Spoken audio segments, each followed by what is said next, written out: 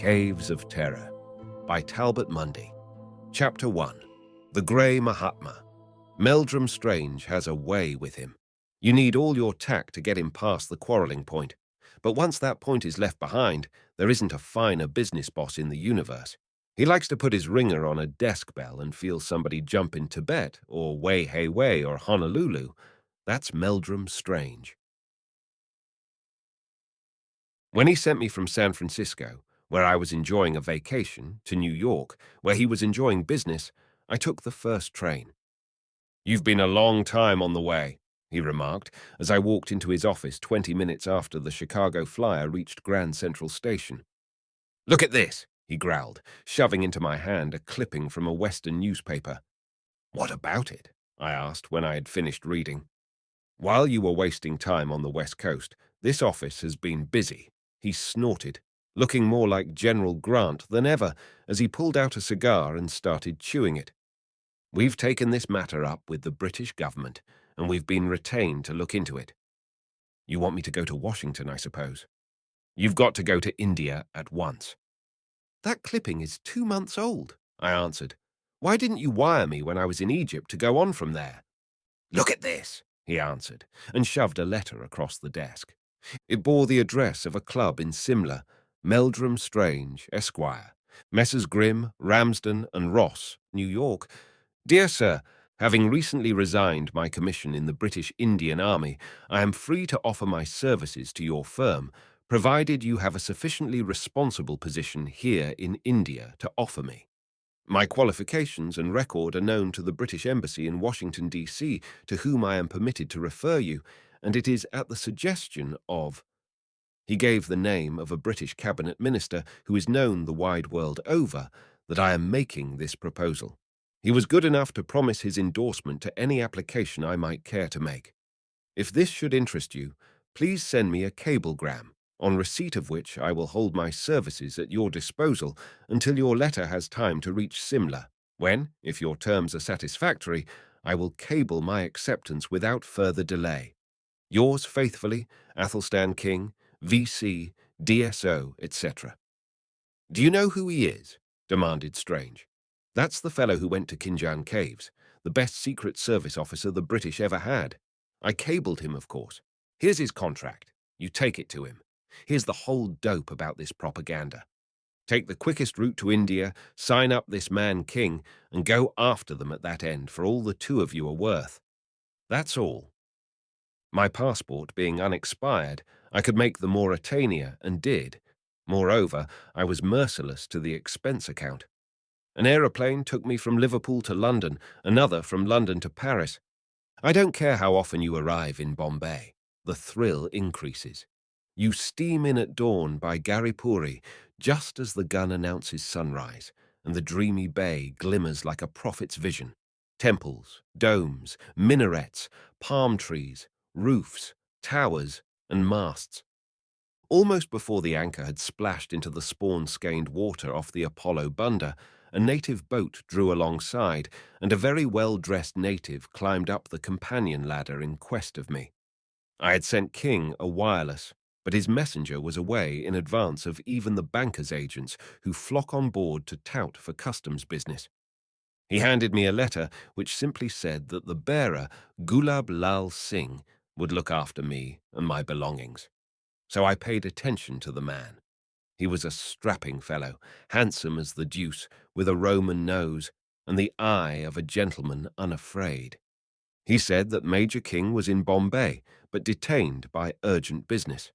However, he invited me to Major King's quarters for breakfast, so instead of waiting for the regular launch, I got into the native sailboat with him, and he seemed to have some sort of talisman for charming officials, for on the quay an officer motioned us through without even examining my passport. We drew up finally in front of a neat little bungalow in a long street of similar buildings, intended for British officials. Gulab Lal Singh took me straight into the dining room and carried in breakfast with his own hands, standing behind my chair in silence while I ate. Without much effort, I could see his face in the mirror to my right, and when I thought he wasn't noticing, I studied him carefully. "Is there anything further that the Sahib would care for?" he asked when the meal was finished. "Yes," I said, pulling out an envelope. Here's your contract, Major King. If you're agreeable, we may as well get that signed and mailed to New York. I expected to see him look surprised, but he simply sat down at the table, read the contract over, and signed it. Then we went out onto a veranda that was shut off from the street by brown Casca's tatties. "How long does it take you to grow a beard?" was his first, rather surprising question. It was not long before I learned how differently he could treat different individuals. He had simply chosen his extraordinary way of receiving me as the best means of getting a real line on me without much loss of time.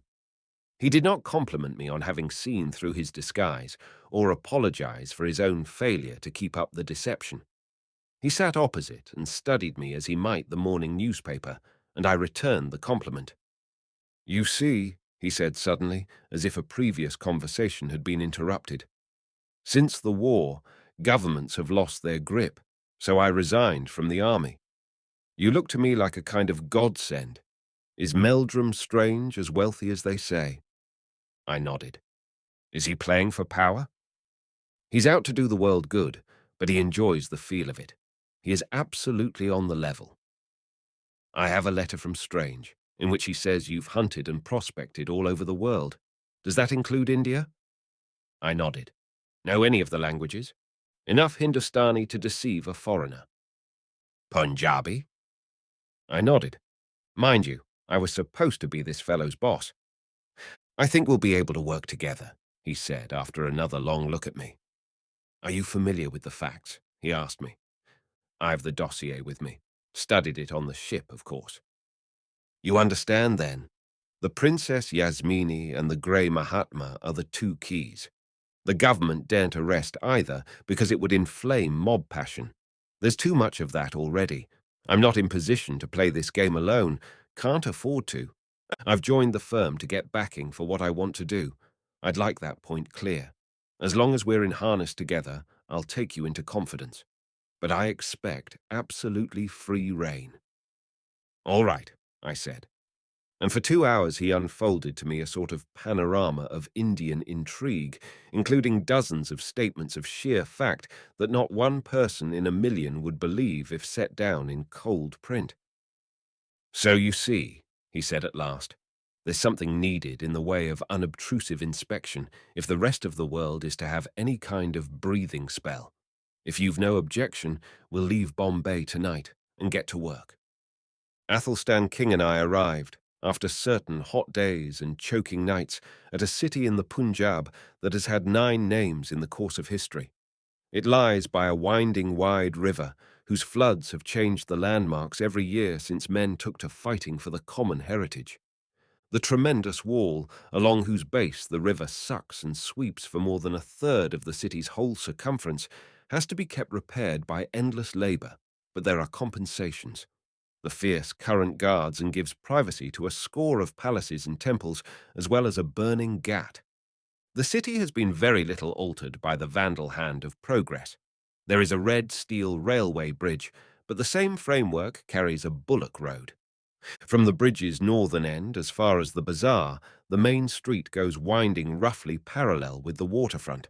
Trees arch over it like a cathedral roof, and through the huge branches the sun turns everything beneath to gold, so that even the impious sacred monkeys achieve vicarious beauty, and the scavenger mongrel dogs scratch, sleep, and are miserable in an aureole. There are modern signs, as for instance, a post office, some telegraph wires on which birds of 1,000 colours perch with an air of perpetual surprise, and, tucked away in the city's busiest maze, not 400 yards from the western wall, the office of the Sikh apothecary Mulji Singh. Mulji Singh takes life seriously, which is a laborious thing to do, and being an apostle of simple sanitation is looked at askance by the populace, but he persists. King's specialty is making use of unconsidered trifles and misunderstood babus. King was attired as a native when we sought out Mulji Singh together and found him in a back street with a 100-yard-long waiting list of low-caste and altogether casteless cripples. And of course, Mulji Singh had all the gossip of the city at his fingers' ends. When he closed his office at last, and we came inside to sit with him. He loosed his tongue and would have told us everything he knew if King had not steered the flow of information between channels. Aye, Sahib, and this Mahatma, they say, is a very holy fellow who works miracles. Sometimes he sits under a tree by the burning ghat, but at night he goes to the temple of the Tirthankars, where none dare follow him, although they sit in crowds outside to watch him enter and leave. The common rumor is that at night he leaves his body lifeless in a crypt in that Tirthankar temple and flies to heaven, where he fortifies himself with fresh magic.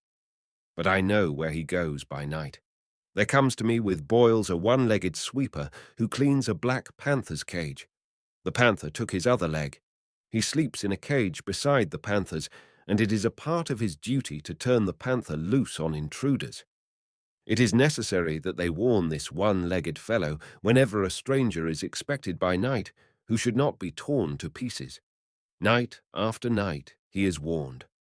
Night after night there comes this Mahatma to spend the hours in heaven. There are places less like heaven than her palace. Is he your only informant? King demanded. Aye, Sahib, the only one on that count. But there is another, whose foot was caught between stone and stone when they lowered a trapdoor once in that Tirthankar temple. He bade the Tirthankars heal his foot, but instead they threw him out for having too much knowledge of matters that they said do not concern him.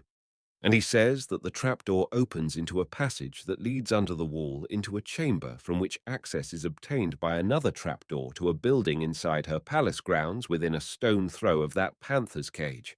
And he, too, says that the Mahatma goes nightly to her palace. Are there any stories of her? King inquired. Thousands, Sahib, but no two agree. It is known that she fell foul of the Raj in some way, and they made her come to this place. I was here when she came. She has a household of 100 women, mounds of furniture, mounds of it, Sahib. She gave orders to her men servants to be meek and inoffensive, so when they moved in, there were not more than 10 fights between them and the city folk who thought they had as much right to the streets. There was a yellow-fanged northern devil who marshalled the serving men, and it is he who keeps her palace gate. He keeps it well. None trespass. What other visitors does she entertain besides the Mahatma? Many, Sahib, though few enter by the front gate. There are tales of men being drawn up by ropes from boats in the river. Is there word of why they come? Sahib, the little naked children weave stories of her doings. Each has a different tale. They call her Empress of the Hidden Arts. They say that she knows all the secrets of the priests and that there is nothing that she cannot do, because the gods love her and the Rakshasas, male evil spirits, and Apsaras, female evil spirits, do her bidding. What about this Tirthankar temple? Who controls it? None knows that, Sahib. It is so richly endowed that its priests despise men's gifts. None is encouraged to worship in that place. When those old Tirthankars stir abroad, they have no dealings with folk in this city that any man knows of. Are you sure they are Tirthankars? Asked King. I am sure of nothing, Sahib. For aught I know they are devils.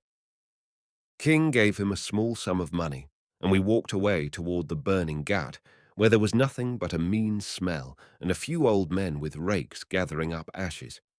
But outside the ghat, where a golden mohur tree cast a wide shadow across the road, there was a large crowd sitting and standing in rings around an absolutely naked, ash-smeared religious fanatic.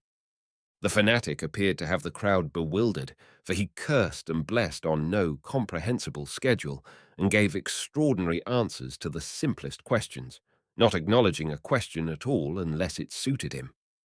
And King and I had not been there a minute before someone asked him about the Princess Yasmini. Aha! Who stares at the fire burns his eyes. A burned eye is of less use than a raw one. Some laughed, but not many. Most of them seemed to think there was deep wisdom in his answer to be dug for meditatively, as no doubt there was.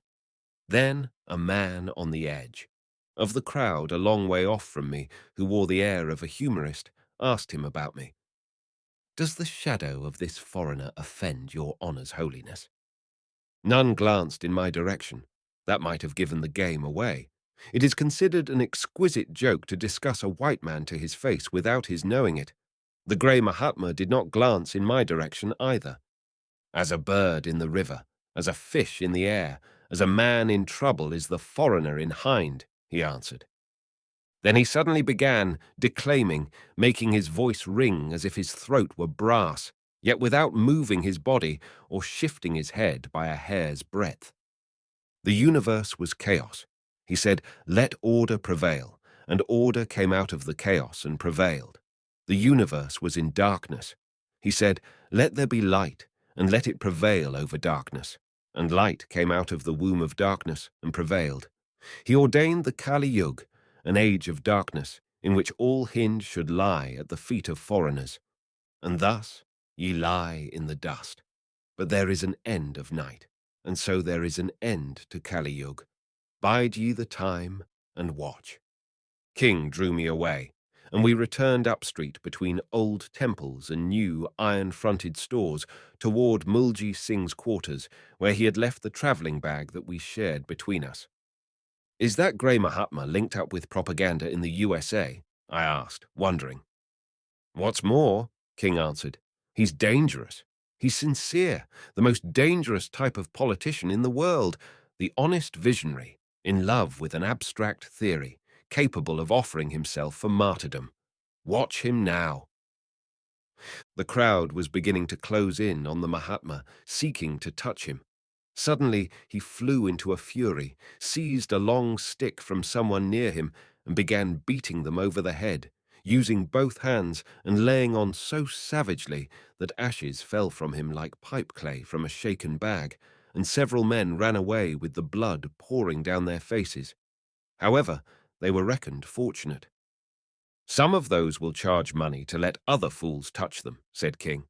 "Come on, let's call on her now." So we returned to Mulji Singh's stuffy little office, and King changed into a major's uniform. "It isn't exactly according to Hoyle to wear this," he explained. "However, she doesn't know I've resigned from the army.